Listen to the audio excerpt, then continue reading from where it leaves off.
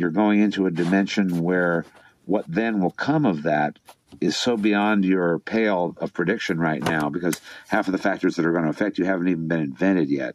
Like 10 years ago, people were arguing, or 20, 15 years ago, were arguing vehemently and investing huge amounts of money in whether the cassette, the 8-track, or the phonograph record was going to be the mode of the future.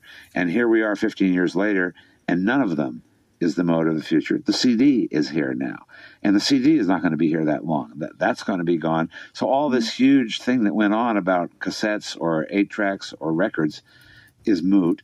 And in that same way, what people are worrying about now, internet-wise, is not going to even be in factor in what is really going to be the productive element of the situation when it arrives at some bit of maturity. We're not going to really consider the computer even a thing worth considering until it at least becomes as dependable as a telephone. It's not right now. It evades people, and it's like if you had to have a car and you had to take care of all the points and the timings and the carburetors and the adjustments and the cleanings and the oil changes. Far fewer people would be driving cars today because they don't just have the time to do that sort of thing. Same with the computer. People can't run it. They don't have the time in their life to devote to learning it properly as it stands.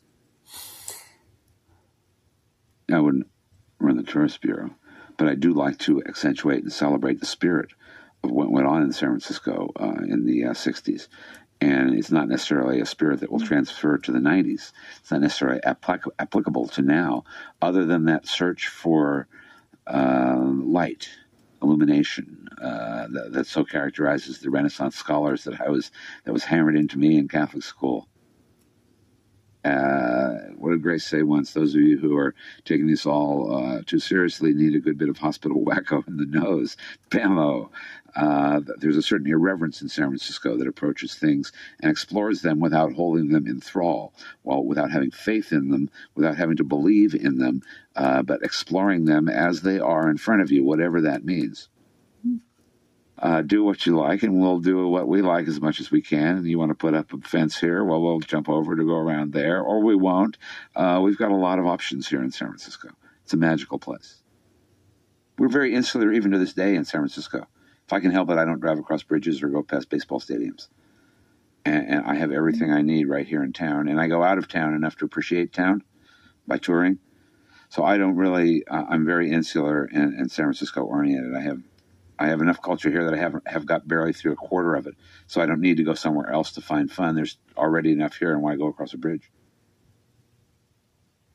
I have two nice quotes that I like to quote to people. One of my favorite sayings comes from Kinky Friedman, is that if you got a lot of money, you can buy a fine dog, but only love will make it wag its tail. The other is from a local philosopher down in North Beach, George, who said, the error is to assume that history has a purpose or a rationale. And I'll leave you to mull that one over by yourself.